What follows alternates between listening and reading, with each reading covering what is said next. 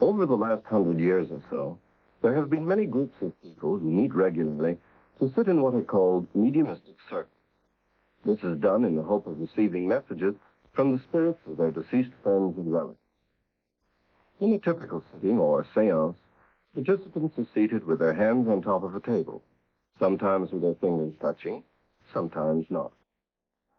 It is said that the spirit who is supposed to be present often causes a variety of strange physical effects to occur, as is suggested by this engraving made in 1871 when spiritualism was in its heyday. In the old days, there was serious doubt as to whether these phenomena were genuine. It was believed that for them to occur, a specially endowed person known as a spirit medium had to be present, if spirits were to be able to manifest these effects. Undoubtedly, many of these spirit mediums were fraudulent. It was also easy to cheat because it was believed that the sitting, or séance, had to be in darkness or in a subdued light.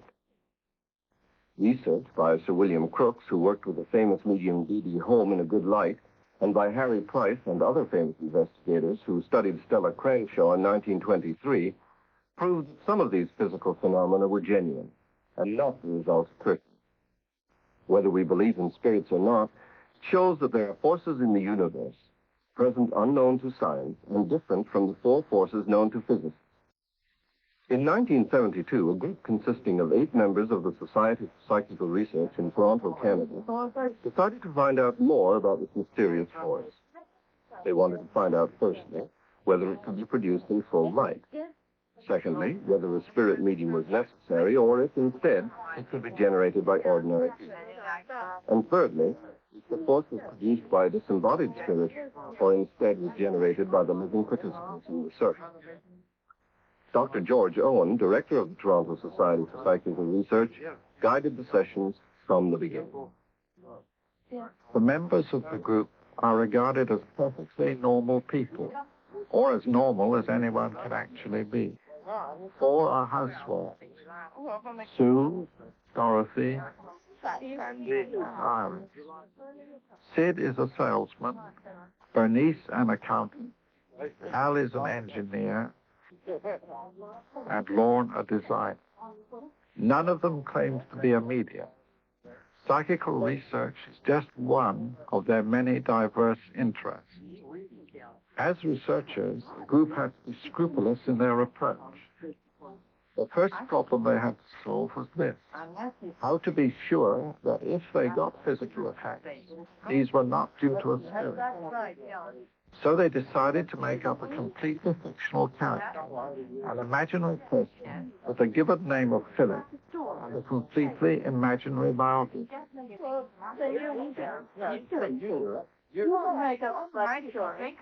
A week later, she narrated the story of Philip. This is it. Philip was an aristocratic Englishman living in the middle 1600s at the time of Oliver Cromwell. He was married to a beautiful but cold and frigid wife, Dorothea.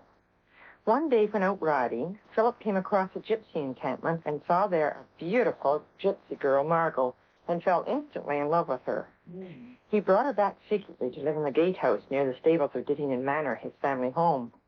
For some time he kept his love nest secret, but eventually Dorothea, realizing he was keeping someone else there, found Margot and accused her of witchcraft and stealing her husband. Philip was too scared of losing his reputation and his possessions to protest at the trial of Margot, and she was convicted of witchcraft and burned at the stake. Philip subsequently was stricken with remorse. Finally, one morning, his body was found at the bottom of the battlements whence he had cast himself in a fit of agony and remorse. You used your imagination on that one. The group discussed the life and character they had until they were all agreed on the details. A picture was drawn by Andy and agreed to be a true likeness of it should be stressed, though Dittingham Manor is a real place, there is no evidence that anyone like Philip ever lived there. In addition, some historical errors were deliberately introduced into the story to emphasize its fictitious nature. Oh, yes, definitely. Oh, yes. Especially the eyes. To consolidate the idea of Philip and to put themselves in mutual rapport, the group met weekly to meditate on Philip and his adventure. No apparition of Philip appeared, but observers occasionally noted a slight mistiness in the center of the circle. However, this may merely have resulted from visual fatigue. In the fall of 1973, the group changed their approach as a result of reading articles by Mr. Batchelder, Mr. Brooks Smith, and Mr. Hunt, which appeared in the Journal of the British Society for Psychical Research. We've been trying to levitate the table. These investigators had got physical effects by sitting round a table, as in the old spiritualist séances. But they created an atmosphere of jollity and relaxation. They told jokes, sang songs, and exhorted the table in a light-hearted way to obey their commands. The Toronto group adopted the same approach, singing such ditties as Lloyd George Knew My Father to the tune of Onward Soldiers, playing music such as Greensleeves or Amazing Grace, and addressing questions to the table as if it really were Philip. And between sittings, objects suggestive of Philip, such as fencing foils, 17th century manuscripts, and pictures of Diddington Hall were kept. For most sittings, the same four-legged table was used. It's not easy for 8 responsible, normal adults to fool around in this way. They had to train themselves in a particular psychological attitude. They had to imitate a stage comedian who may give a very farcical performance on the stage, but off the stage is sober and practical. As soon as the group adopted this new approach, they got phenomena. First, there came a vibration in the table. Also, raps came up. They seemed to come from inside the wood. Are you there? Good morning, Philip. Good morning, Philip. Hi, Philip. I heard you bought some more new horses. Come on. Speak up. Let's hear some knocks. Come on, let's get some bangs. Come on, let's get going. You brought Dorothea with you. Have you seen Dorothea lately? No. Would you like to see Dorothea lately? No. No. Didn't you love Dorothea in your time? No. That was true. Love. Yes, we need to love. Did you like Dorothea?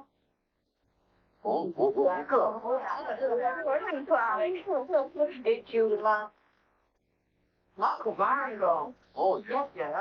Yes. Did you like Margot? Good. Come on, what you can do, Philip. Come on. Don't be actions and come on, they want us to move. Move forward, they want us to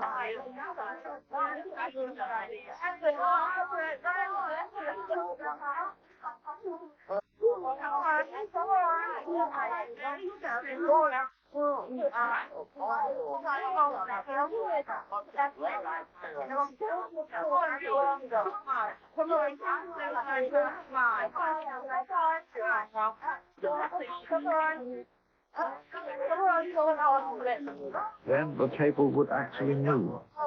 It would glide over the next pile of carpet, or even rear up on 1 or 2 legs only. Attempts to reproduce this motion by pushing always failed. It was impossible to imitate the table's spontaneous motion.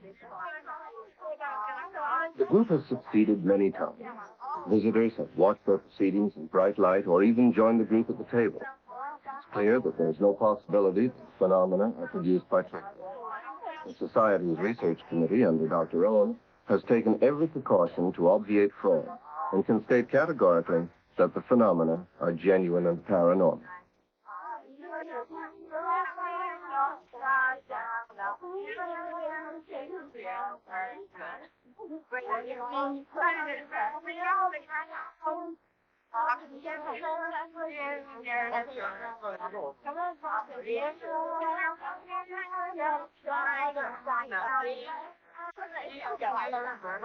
And found that Philip, the imaginary communicator, will answer questions put to him by sitters or visitors. 1 rap for yes, 2 raps for no. Philip, of course, has no independent existence. He says just what a majority of the sitters happen to think he ought to say. It is a case of psychokinesis by committee. If a question has an obvious answer, the response, whether in the form of one rap or two, comes promptly and with emphasis. If, however, the members of the committee take time to individually reason out what the question means, or are doubtful as to the right answer, then the response is feebler and delayed. Dr. Joel Whitton, a medical psychologist, was asked to comment. Well, I'd first like to emphasize that this is an important experiment because it's done in a laboratory and it's reproducible. Now, from a psychological point of view, there are several considerations. First is I have to ask myself, what are the psychological conditions necessary to produce this phenomenon? Now, it seems to me that the group is in a childlike creativity. This is brought on by the playing and by the singing and the humor. The group lets their hair down. As opposed to the adult who says, this phenomenon can't be done because it's against the laws of physics. The child simply says, if I want to do it, it can be done. Now, second, I ask myself, what does this rapping and the table turning mean symbolically? Is it some type of concentration of energy, or is it an elaborate defense mechanism against some deep-seated unconscious conflict? Third, group is involved in a joint feeling of mutuality. Each member almost intuitively senses the other person and their feelings. As such, it has important overtones in various group programs. Well, I think this Phillips experiment has forced me to look at the whole spectrum of parapsychology. I've always believed that there's a little bit of telepathy and precognition, but 2 years ago, if you had told me that a group of us would be able to take this table and move it without any physical force, I think I would have laughed. I think this whole concept has made me much more aware of energy forces around that before you were aware of, didn't really think about. I can't see any way that any of us can move the table ourselves, so there's got to be energy or something which would be very interesting if we could find out how it works.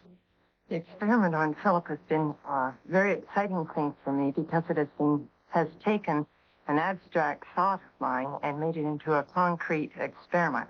It's often an alternative explanation to me to the spirits of the dead causing hauntings. The hauntings seem to be real, but there's no faith in the departed spirits. I think it's been the most exciting parapsychological experiment that I've ever taken part in. We've been interested in these physical phenomena for so many years, and I feel that at last we've made a breakthrough. The group of 8 has shown that a team of normal, non-mediumistic people can acquire a kind of psychological skill, enabling them to generate a strong physical force without the aid of spirits or supernatural influence. They have proved that this force is latent in most ordinary human beings. To gain understanding of this force, they are continuing their work. They hope also that with new and original variations, it will be imitated by other investigators.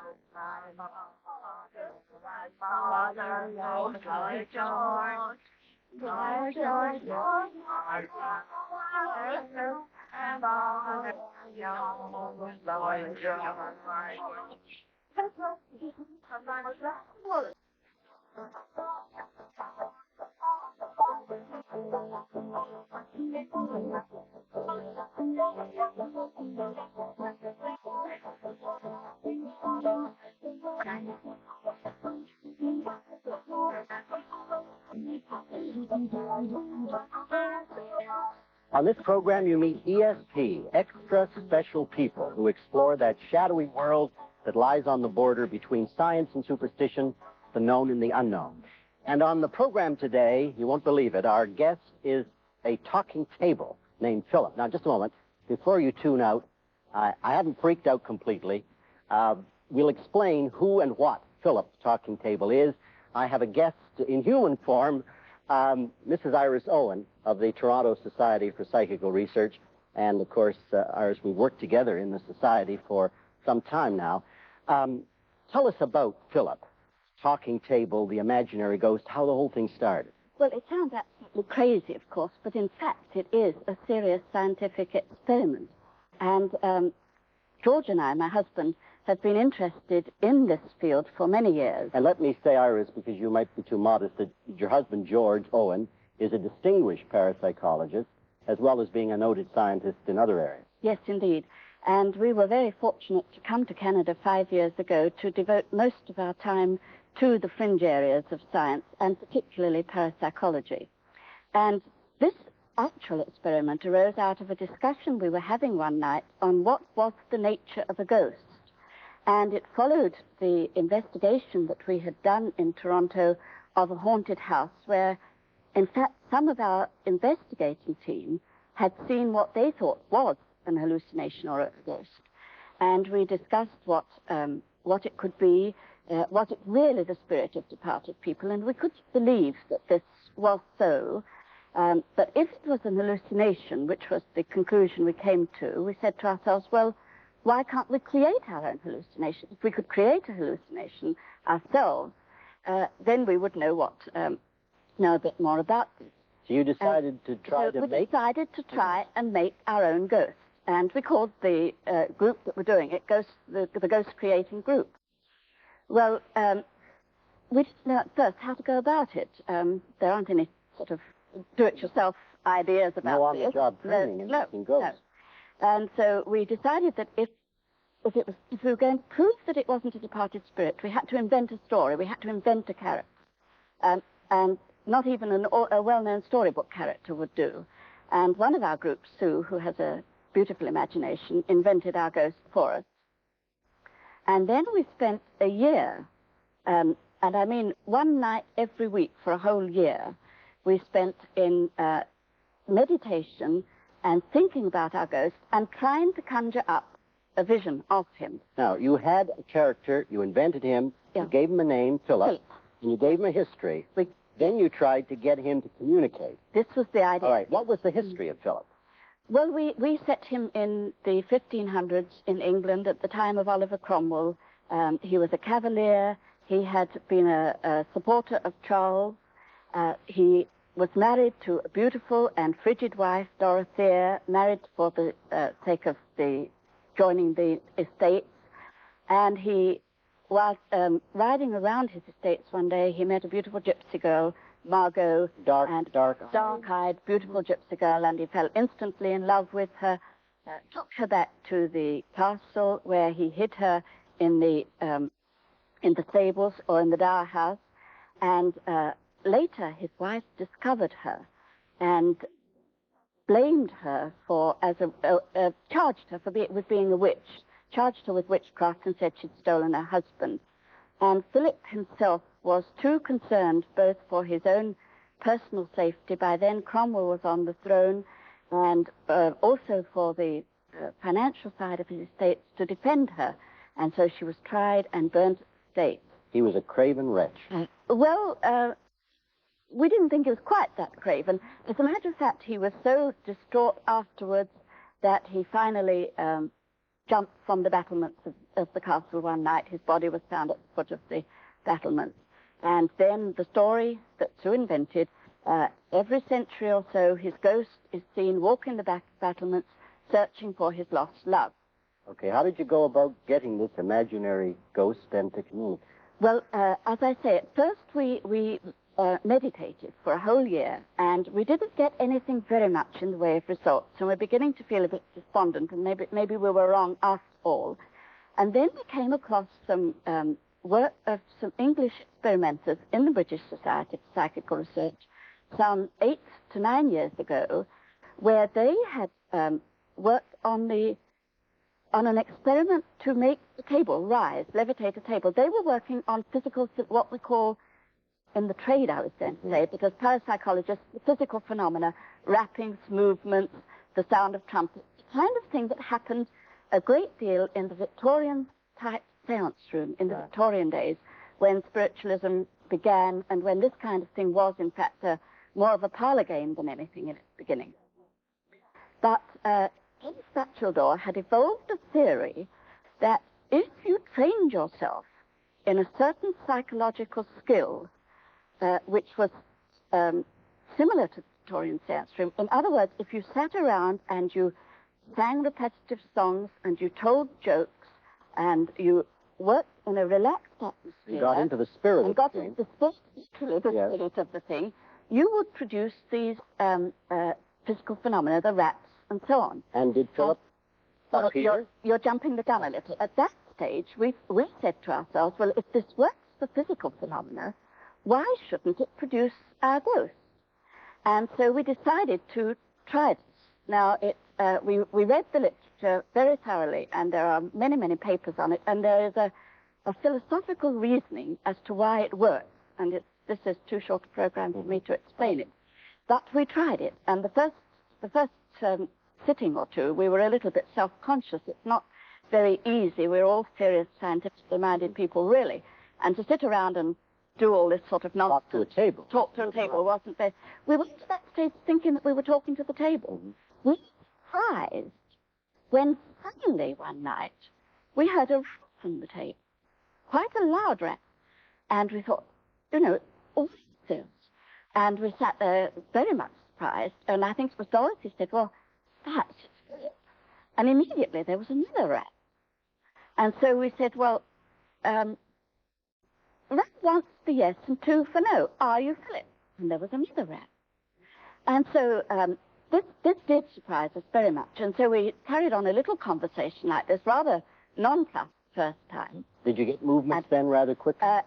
Shortly afterwards, the table kind of slid. Right. And, of course, then we all accused each other of pushing it, naturally.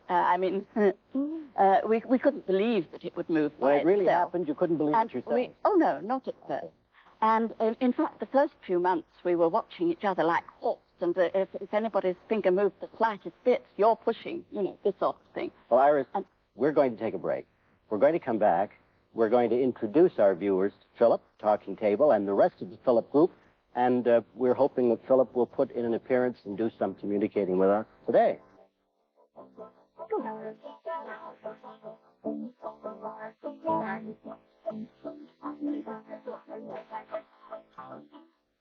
Give a nice, big, loud one for the cameras, and we'll all be quiet. Here we are, and my guest is Philip, the Talking Table, and his 8 friends, and you're going to be introduced to each one of them in a moment. But right now, Philip has been communicating through some raps. Come on, a real loud one. Come on. Very loud. Say hello. Come on, say hello. That's right. Now just loud. Say hello to all the people. It's a big audience you've got out there. Say hello to everybody. All right. Yeah, loud. Come on, show off. Come on, Philip. You know you're a ham actor. Come on, you can say it. You can do it. A really loud one. Look, we don't want you to move. We want lots of nice, loud raps. Come on. Come on. Let's get We'll sing your song. No. Will he say hello to each one of you in turn? Why don't we go around the table, each one of you give your name, and say hello to Philip, and we'll ask Philip to respond. Oh, that's... Starting with you, Iris. Hello, Philip. This is Iris. You know me. Say hello. No, she's on. Hi, Philip. This is Sidney. You going to say hi to me? With a little one. There's a little one, yeah. I should say we've got a microphone under the table to pick up these themes or raps. Oh, it's Andy Henry here. No. Gonna say hi to me? She said it before you spoke. Yes. Okay. Now he was responding. Hello. Hello, Philip. It's Bernice. You going to say hello tonight? What? Louder, please. Hello, Philip. No? Lorne? Warren. Hello, Philip. Did we get one there? He's not talking for you. Nope. Let's like this way.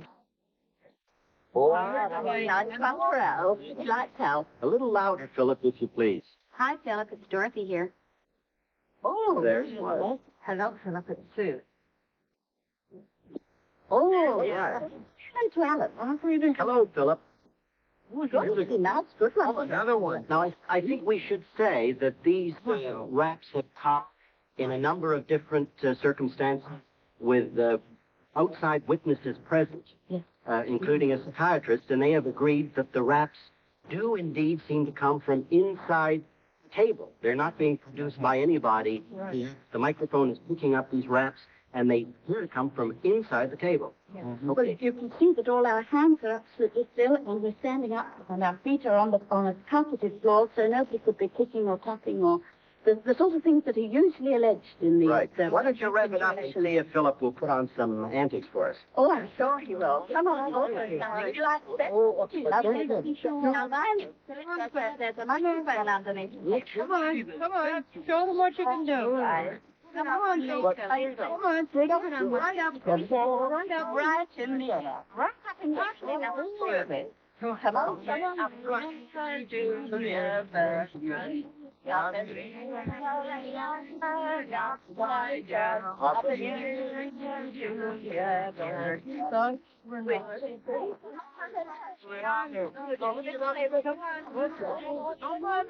Oh, wait, don't tip it, Philip.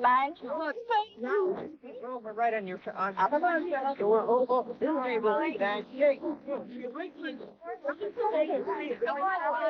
The other way. Come on. Bring it Back the other way. Come on. Mind the microphone. Let's lift that. How many tables have you demolished since you started? Last number. Last week. No. So I should say that I was present on one occasion when you were using a rather heavy wooden table and the leg broke off it. That's right, yes. And actually we have used heavy wooden tables, but one of the troubles that we have and so turn the table right upside down. Upside down. Okay, right over. Right over. Oh. Right over. Right over. Right over. Come on. No, not that way. That's a whole Yeah, right over. Come on. Come on, right over. Right over. So I don't think you can move that legs in an awkward like that. Don't know, Mike. What are you doing? Get away. It didn't get fit on. That's out taking a leak. Now, in some experiments, you have put paper doilies on the table under your hands. Yes. To show that you couldn't possibly be applying pressure or friction. That's right, yes. The table has bounced around the same way. Around just the same way, yes. Substance was stick to the table. If we put a sweet or something like this, it was even although the table... Suppose I put my ring on there. Do you think it might? Might. I'm putting my ring onto the table. Yes. Now, you've got Alan's ring. Why don't you swallow it right now? Hang on to it, Philip. Now, Watch your mind. That's quick. In my ring is... Now you can no, not the leg. Not the leg. But you know the thing on the ring? You know the thing? Take quite a while. Take quite a while before it went on. The table is a table. I take it that if you've demolished several tables, Philip then doesn't have a preference for one particular table. He moves from one to the other. Anywhere. Big old dining room Yes, table. and the one reasons why we don't use the big tables quite so much is because we're frightened of the house getting damaged. The last time we used a wooden garden table, it went and knocked holes in the wall. And he's also produced raps and thumps in the wall of the room. Yes. What about the big question? Has Philip ever been able to get the table off the floor completely? All four legs? Well, what? Yes. Well,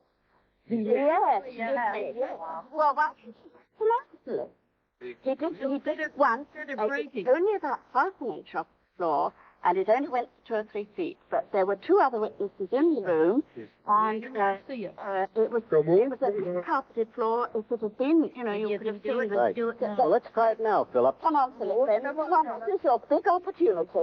Maybe your last opportunity. Come on, right up. Straight up. Come on. Right up. Straight up.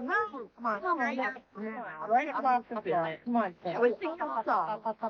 Up in the air, Junior. Up in the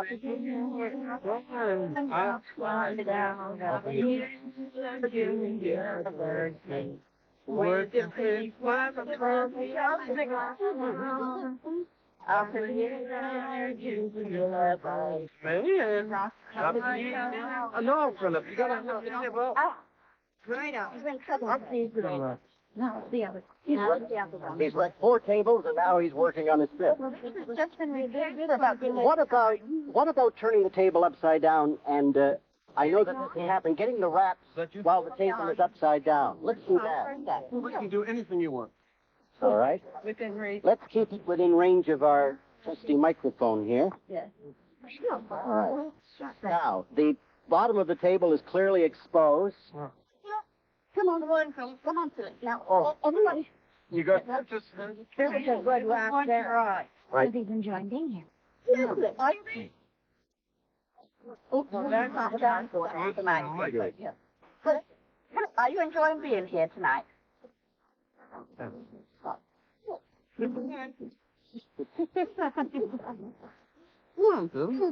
Hello, are you still there? He loves his beer, perhaps. Why don't you like it? I think before we should have a nice big pint of beer. Would you like that? Good. Yes. Now, that was the loudest rap of the evening. Yes, he loves beer. He's on that either. 100 bullets in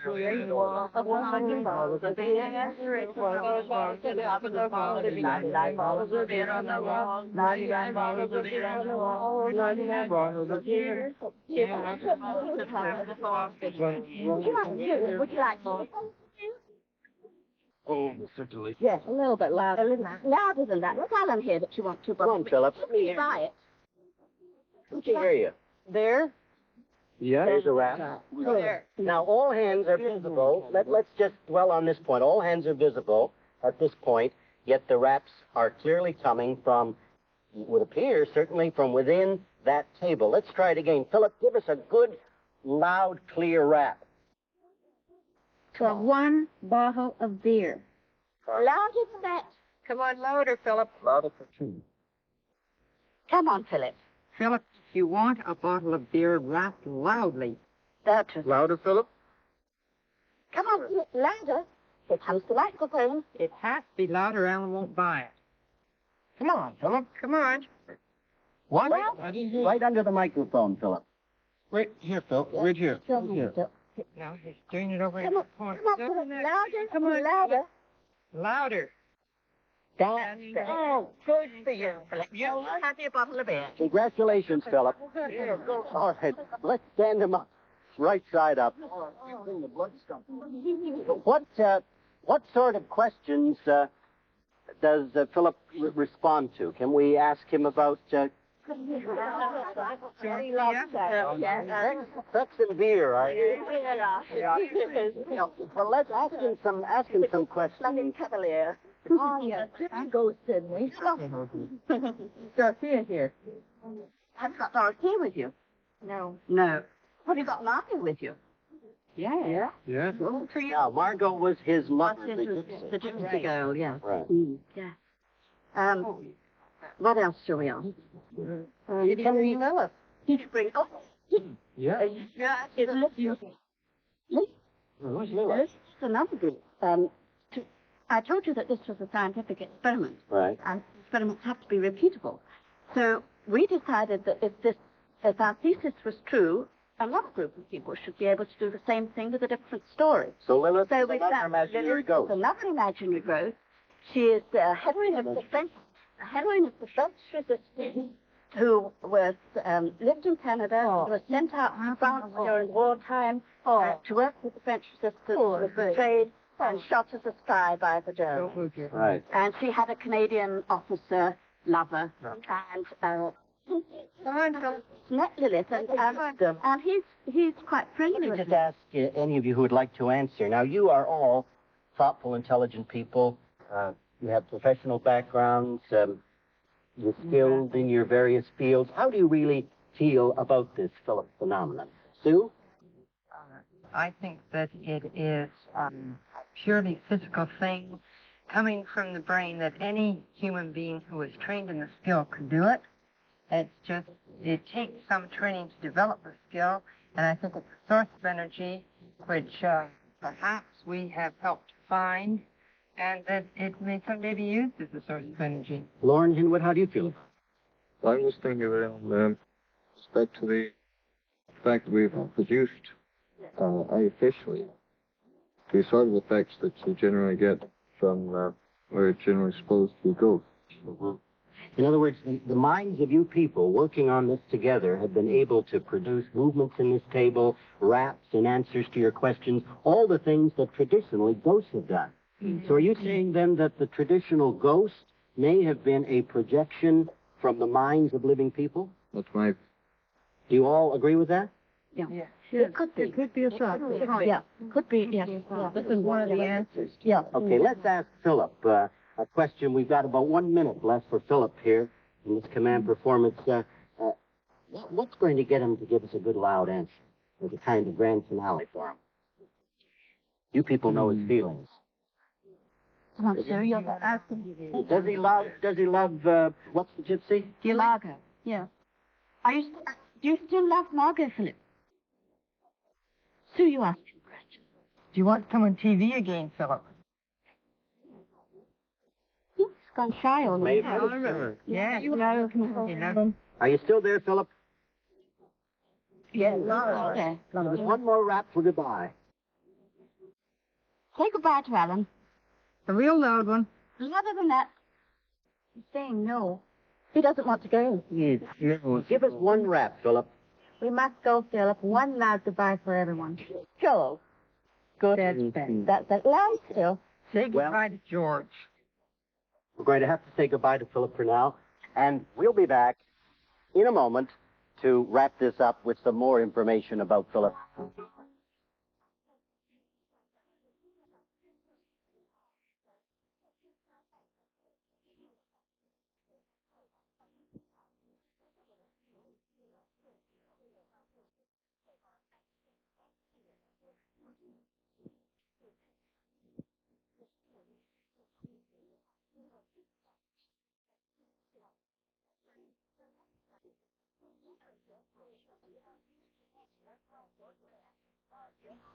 My guest on Extra Special People is Iris Owen of the Toronto Society for Psychical Research.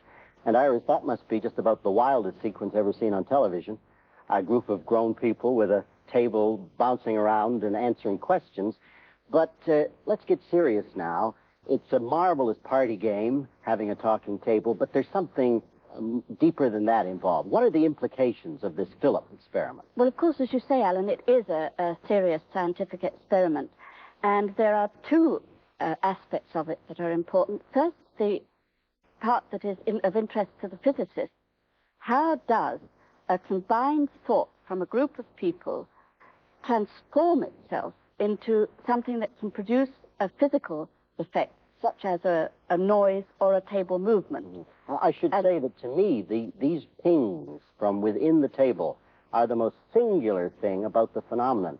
And I have put my hand on the table more than once and felt the vibration, the pulsation directly under it. Yeah, yes, it is a most extraordinary thing. Now, what's thing. the second thing? The second thing, of course, is of interest to psychologists. The psychological background of a group of people getting themselves into a state of mind where they can, in fact, share a common thought and produce these things. For one thing, you have to be in a kind of childlike frame of mind, don't you? We describe it as a psychological skill, and it's learnt just as in the same way that when you're learning to play the piano, you have to start with the scales and go all the way through until you can play something in the nature of classical music. This is a psychological skill that we learn in this way, and this is why it doesn't happen as often as one would think it. Well, maybe we'll have some more imaginary ghosts around.